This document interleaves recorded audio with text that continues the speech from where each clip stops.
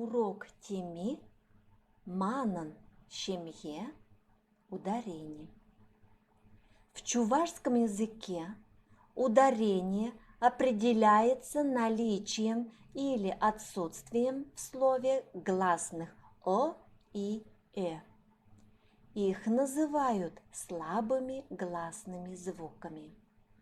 Остальные гласные звуки называются сильными. Первое правило ударения. Если в слове лишь гласные «о» и «э», то ударение падает на первый слог. Например, шоллом – братишка, ёмок – сестренка. Второе правило. Если в слове нет слабых гласных, то ударение падает на последний слог. Например, апа – сестра, пече – брат. Третье правило.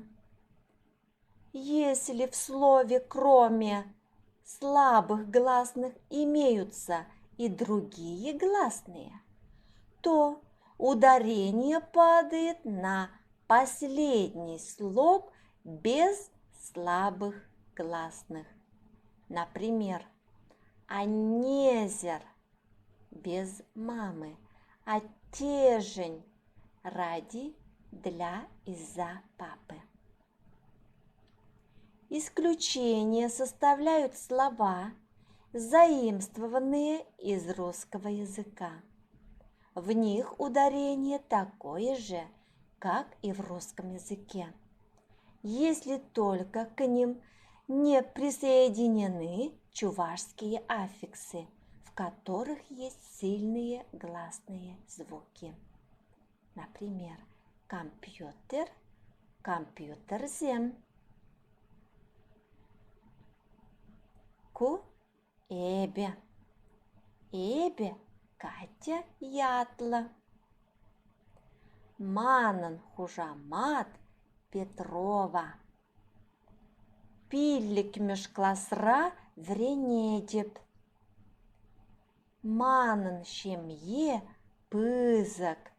Ате, анне, ёмок, шоллом, тада эбе. Ате Владимир Иванович ятла. Вол банкра ишлеть. Анне Ирина Петровна ятла. Вол врендекень.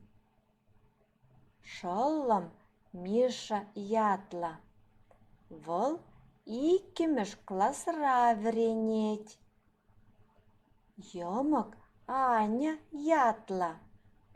Вол ача пахчине щуреть. Эбир тусла пуранатпар. Сирен щемье пызыки печеки.